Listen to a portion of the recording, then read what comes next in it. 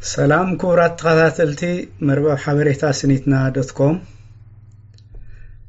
أمنا لهم عربي على الشدشت مقابيت كلتاشان عسران شدشتن حيزولكم مسيز اللخو مدب كابتي كيت حلل كالسالي سنة لبناوي أستمهرو زقربلنا دكتور تسفاي قرمدهن كاب حورات منقستات أمريكا يتلاأكلنا سنة لبناوي صحفي خون زنبالكم زرلخو يوهانس أقاي برهي كاب سنيتنا .com سناي مكتال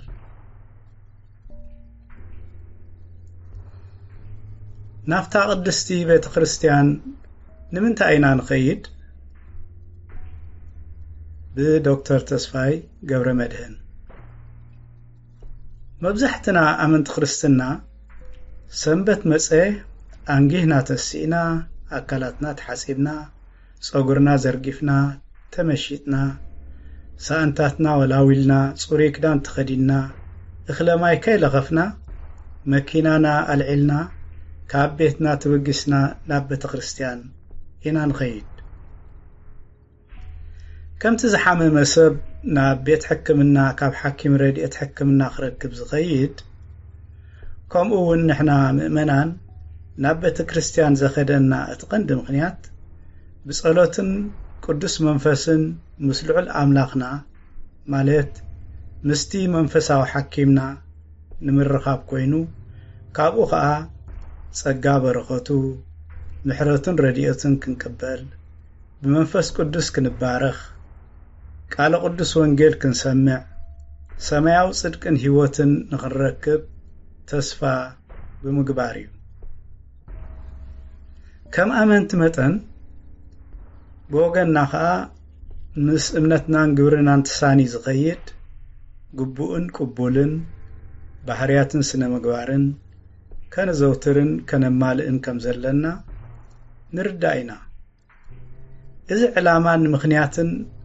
مسرت بمقبارن بقار نمرد أتازخون كم آبنت سعيب زقرب زرلو بسمونا نكتاتل حدا سدرا بيت سبعين سبيتن قرجان عجبان مسكلت تدقوم أرون ودت شعات عامت آريام قوال 10 عامت حدا سنبتانجيهم نابت خريستيان خدو دحر قداسي مفصامو أباقشي ناي علة سنبت سبكت جمورو أبت سبكتهم بزعبا سرعة تمكت صلتن الصحة قدس قربان بحفشا بزعبا مستيرة كريستنا سفح زبالة أقداس تمهرتن معدون أغربو سدرا بيت قرجا نت تمهرتي أقالو وغيرهم سمعوه يتمدب مستفصمه سدرا بيت قرجا تقدسهم تباريخهم نابدق سلام كيدهم مغفلتي نابلعو مسكال سدرا بيت نقل جزيه تزانقعو سدرا بيت قرجا كابت دق سلام مسوصو نابيت مقو خيدهم مسحك والعو تسامامعو أما كينوم آتيوم كابت باركين كوصو خدالو قلو مساقامو وغن سبعين سبيتن شماقلتات كابت باركين كوصوون يدالو نبرو اندا قرجا أغديمون كوصو خلو እቶም ሓደ ስድራቤት ከአደድ ድሕሪኦም ኣብ ዝወጽሉ እዋን ኣጋጣሚ ኮይኑ ብድንገት ንመኪና እንዳጉርጃ ብድሕሪት ወገን ጎነጽዋ እቲ ጉድኣት ቀሊል እኳ እንተነበረ ጉርጃን ዓጀባን ግን ካብ መኪናኦም ወፂኦም ዘየድሊ ጸርፍን መርገምን ኣብ ልዕልቶም ሽማግለታት ኣውረድሎም እቶም ሽማግለታት ብጣዕሚ ሰንቢዶም ስለዝነበሩ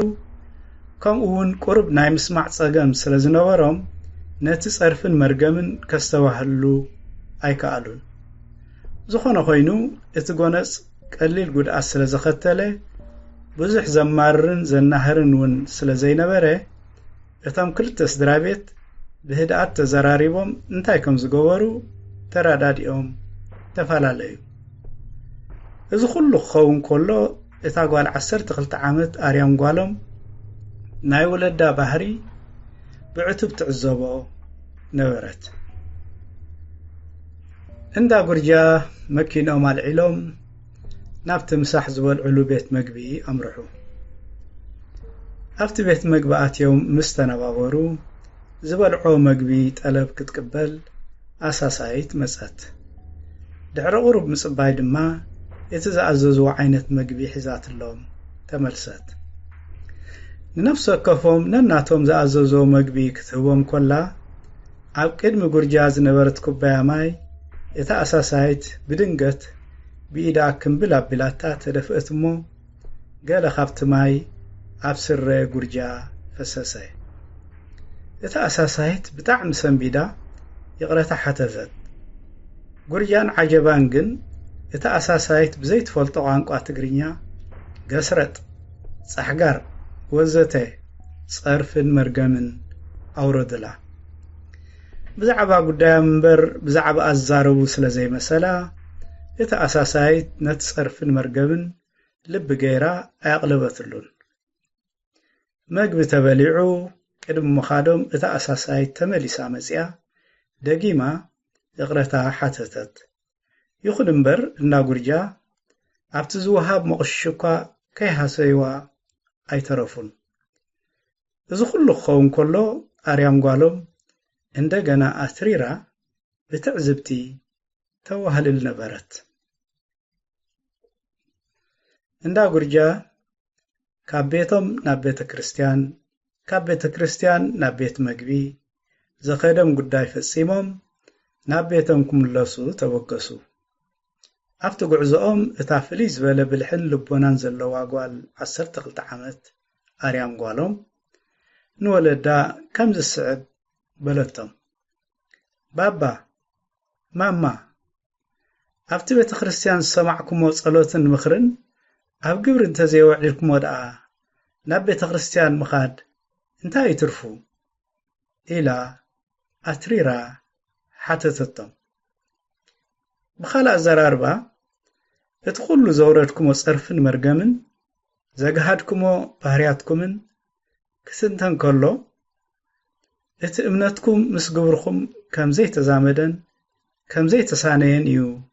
ዘመስክር እያ ትብሎም ዘላ ጉርጃን ዓጀባን በቲ ሕታ ኣሰንቢዶም እቲ ዝተዓዘበቶ ኩነታት ናይቶም ዘጋጠምዎም ሰባት ጌጋን በደልን እምበር ናታቶም ከም ዘይኮነ ከም መኻንዩ ብዙሕ ፈተኑ ኣርያም ጓሎም ግን ነቲ ምኹኒ መልሶም ኣይተቐበለቶን በኣኻትኩም ወገን ጽቡቕ ክትገብሩ ነይርኩም እንተዘይኮነ ናብ ቤተ ክርስቲያን ንኸደሉ ምኽንያት ኣይረአየንን ኢላ መለሰትሎም ጉርጃን ዓጀባን ግን ንኣርያም ጓሎም ዘዕግባ ተወሳኺ መልሲ ስለ ዘይነበሮም ትም ኢሎም ኣጽቂጦም ብሰላም ንመንገዲ ገዝኦም ቀጸሉ ከምቲ ኣብ ቀጽሪ ቤተ ክርስቲያን ወጻኢ ኣብ ልዕሊ ስድራ ቤት ጉርጃን ዓጀባን ምስ እምነቶም ዘይከይድ ናይ ስነ ምግባር ጉድለት እንቅፋትን ፈተናታትን ዘጋጠሞም ከምኡውን ኣብ ውሽጢ ቀጽሪ ቤተ ክርስቲያን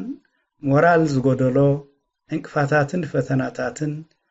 ኣብ ገሌታትና የጋጥም እዩ ኣብ ውሽጢ ቤተ ክርስቲያን ቅዳሴ እናተኻየደ ከሎ ወይ ከዓ ናይ ዕለተ ሰንበት ስብከት እናተዋሃበ ከሎ ገሌታትና ኣብ ሓድሕድና ሕትኽቱኽ እናበልና ንዛረብ ድምፂ እናገበርና ንኻልኦት ምእመናን ንርብሽ ብተወሳኺ ኣብ ውሽጢ ደገ ሰላም ሻሃን ቡንን እናሰተና ቅጫን ሕምባሻን እናበላዕና ብዛዕባ ፍቕሪ ሰላምን ዕርቅን ኣብ ክንዲ ንዛተ ብዛዕባ ውግእን ወረውግእን ብዛዕባ ፖለቲካዊ ቁርቁስ ንትርትን ነውርን ብዛዕባ ምክብባር ምትሕብባርን ምትሕልላይን ኣብ ክንዲ ንዛረብ ብዛዕባ ክሲ